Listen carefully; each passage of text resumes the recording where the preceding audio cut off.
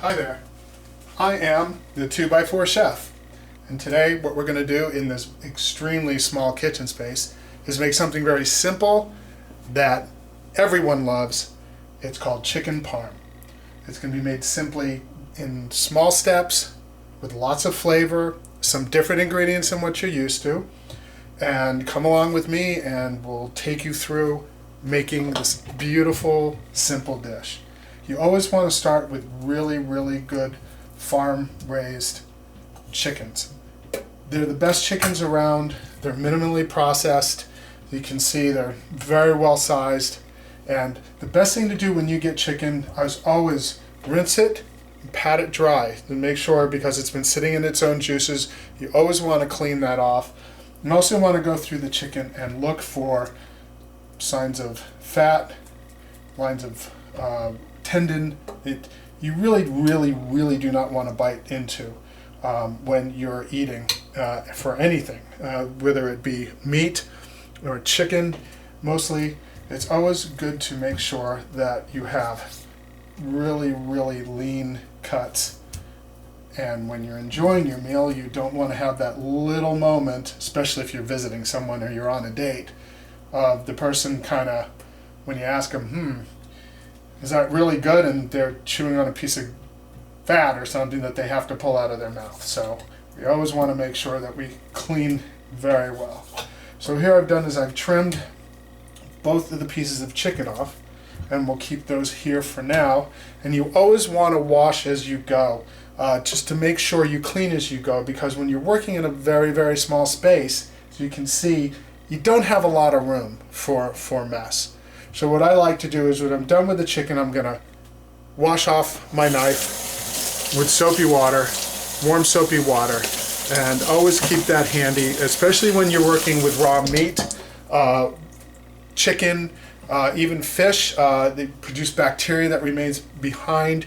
You don't want to leave that lingering anywhere on your hands and your cutting board. We will clean the cutting board in a minute after we're done, because what we're going to do now is we're going to go through the process of dredging it and putting the breadcrumbs on. Now what we're going to do is use a different type of breadcrumb. It's called panko. Panko is a Japanese breadcrumb. Why do I like panko? First of all, it is not your normal breadcrumb.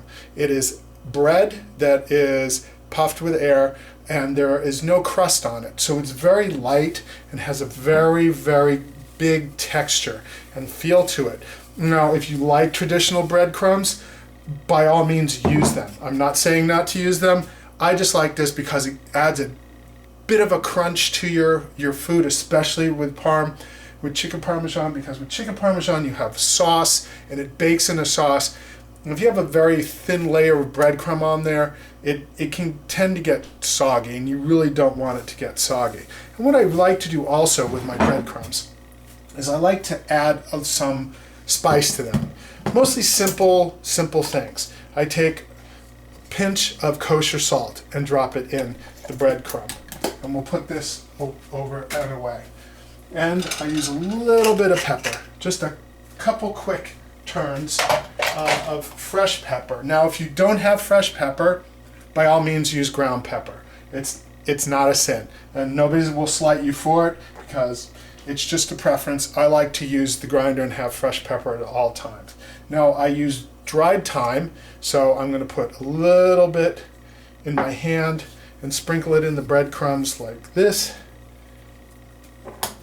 And then I have dried oregano.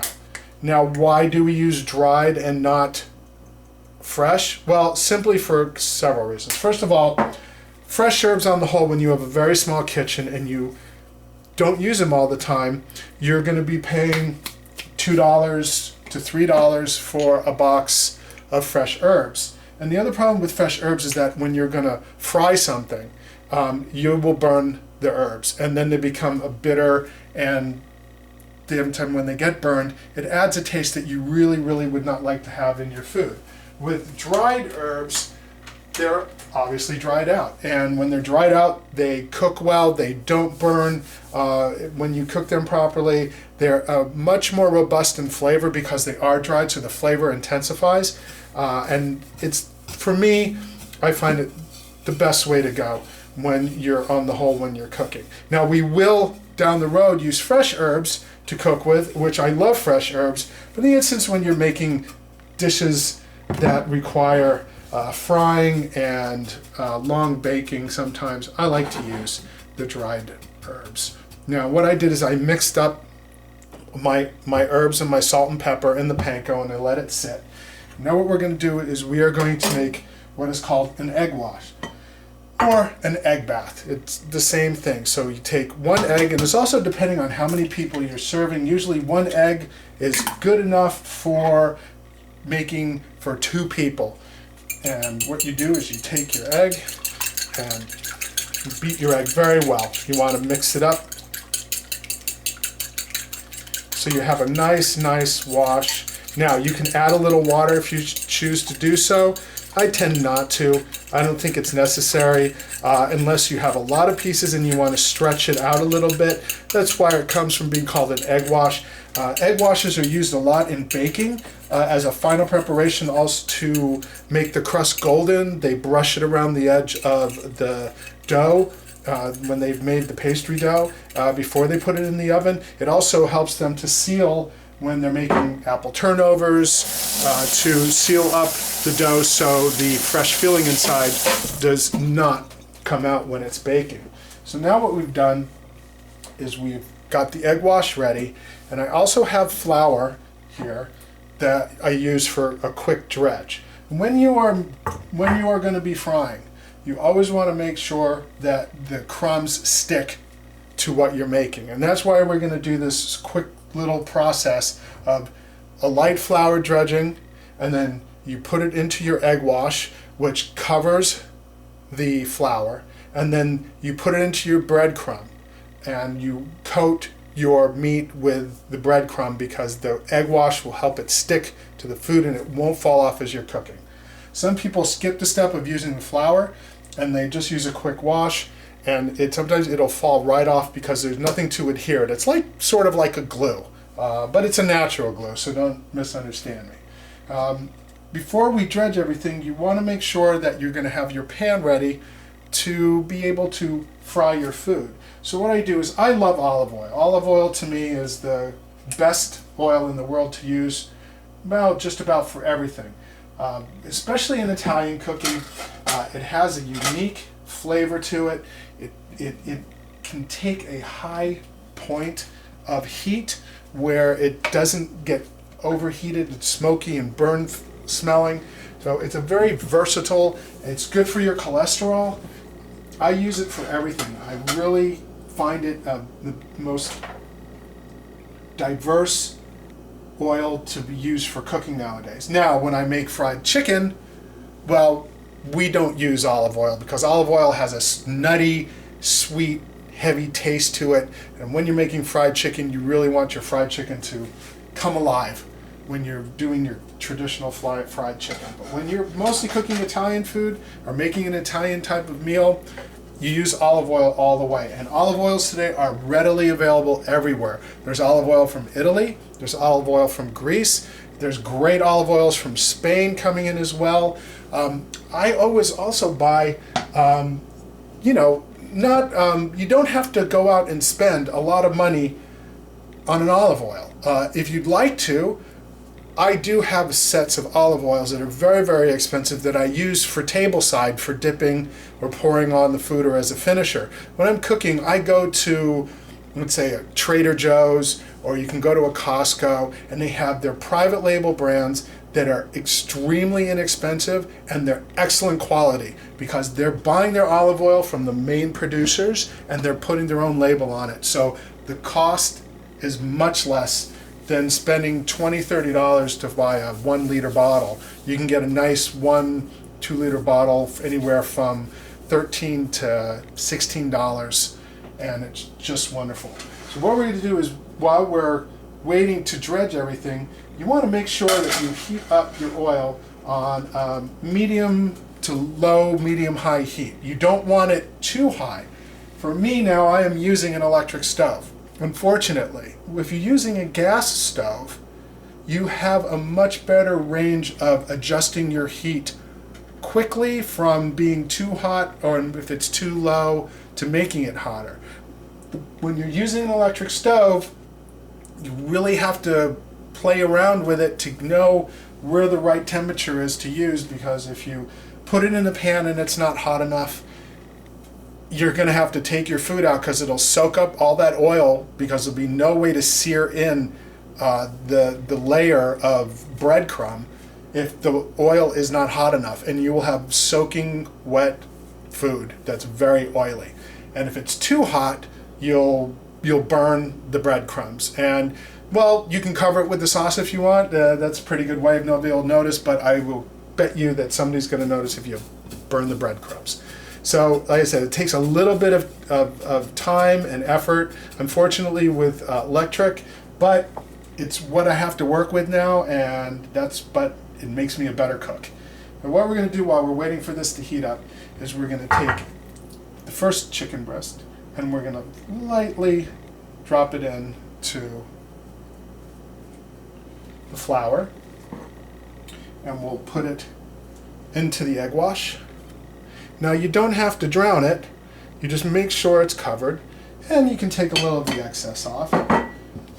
Then you take and I lay it in there because I want to do 2 at a time. And what I've done, because I have such little space, is I'm using the pan that we're going to cook these in the oven to use for the breadcrumb, to dredge them with the breadcrumb. Because when I'm done putting the chicken on there, I'm going to just dump the breadcrumbs out, because you really can't use them anymore. Once you use them, you don't save them because you're using meats on them, and they're relatively inexpensive, and you can always get more at any time. And all the stores carry panko crumbs now. They're right next to the regular Italian style breadcrumbs or plain breadcrumbs I like to use. I like to, once again, add my own type of herb in there for my own flavors. You can use whatever you like for the herbs.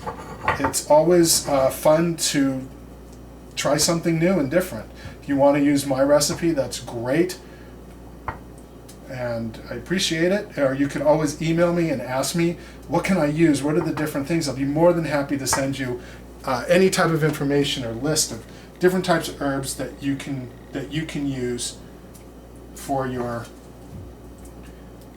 breadcrumbs.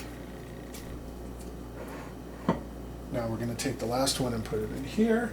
And now what we're going to do is we're going to clean everything out of the way. And once again, it's easier to clean and go than it is to let everything pile up in front of you, because everything just gets in the way.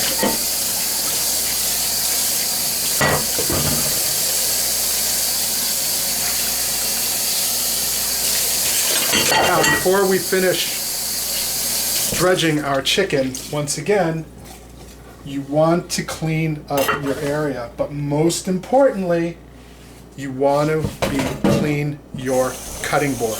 Why is that? Well, in making chicken parmesan, we have to cut the mozzarella, and I have a nice piece of fresh mozzarella that I bought at the store. Mozzarella is readily available. They come packaged and fresh. The producers that make it now is wonderful, and all the stores carry a good amount of different types of mozzarella in 4-ounce size and 8-ounce size. Sometimes they're cut, shredded. You can buy traditional shredded in the package. Personally, I'd rather spend a little more and get the freshly made that comes in a ball. I find that the taste is so much better. If you have an Italian deli or grocery in the area, then you can get it there, because that's fresh made mozzarella that they make every day, and it sits in water and they take it out, and it's just beautiful. It's a little more expensive again, but depending on your budget, any of the 3 types of mozzarella you can get. You can get the fresh, you can get the packaged, or you can get the package that's already shredded, so you don't have to cut it if you really don't want to take the time to cut your mozzarella up. So as you see, I'm pressing the chicken into the crumbs, and see that, how well covered that is? It's beautiful. It's a nice texture. Now we're almost ready to put it into the oil. Now you want to make sure when you're working with oil to always lay your food away into the pan away from you. And why is that?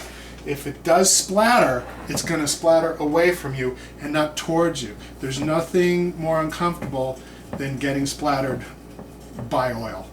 So here we go. We're going to lay our first piece in, and you can hear it.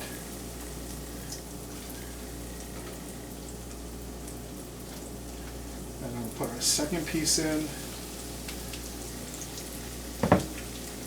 Now what we're going to do is we're going to throw our breadcrumbs out. See, my kitchen's so small, my trash can, I have to keep it in my hallway, which, well, what are you going to do? That's what happens when you go to a small space.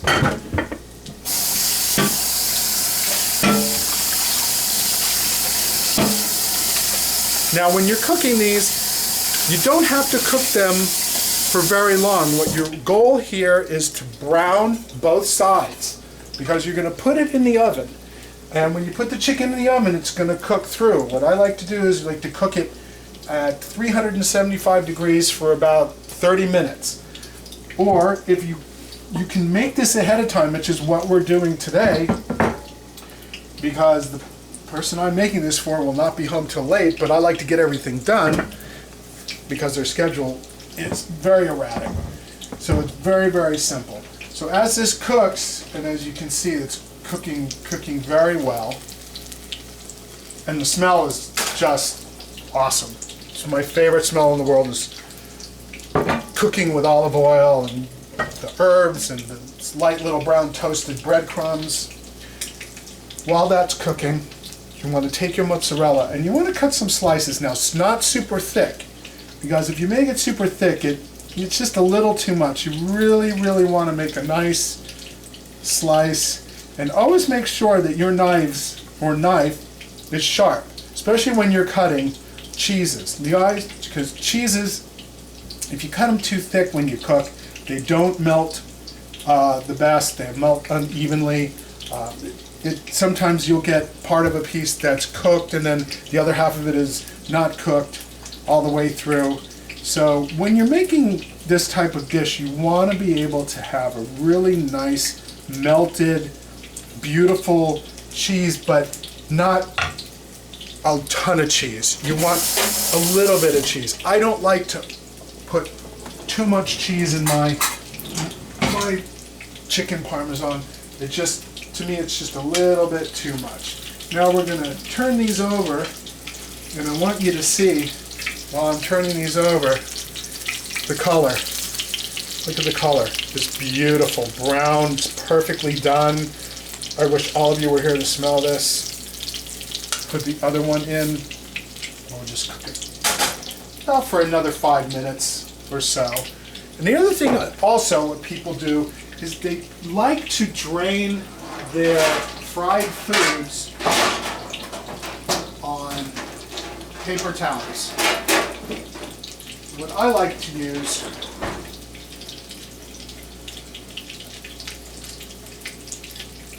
now, since I'm running out of room, and this is the problem with the kitchen, is I like to put them on a screen. Why is that? Well, when you dry your fried food on paper towels, your meats or your chicken or your fish sit in the oil on the paper. And you know what? It doesn't stay crispy. All it does is makes it soft. And you don't want your breadcrumbs soft. You want them crispy and crunchy. If you have them soggy and soft, well, your meal's going to be soggy and soft. And you really don't want it that way. Because when you bite into it, you want to be able to get all those flavors together and all those textures. You want to have the inside of your chicken moist. You want the sauce, which encompasses the chicken and gives you that great flavor. And then you bite into that crunchy part of the breading. That's what makes it just wonderful. If you just bite in and it's all soggy mess, well, yeah. Will it be terrible? No. But you can be particular about it, or you don't have to be. It's just a matter of what you like. And it's just a suggestion from me on a good way to make your dish more palatable, and it adds an extra touch to it. And now we're going to move the cheese out of the way. And I'm going to take that, which is I use these for cookies actually, and I'll put a little piece of paper towel underneath for when we let them dry and sit for a little bit. This way it'll keep that nice texture.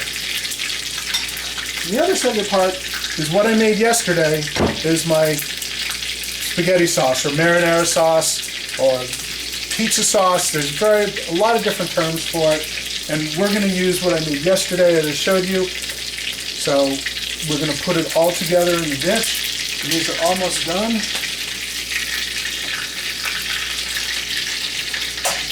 You can see how beautiful the color is, and we just lay it right on there.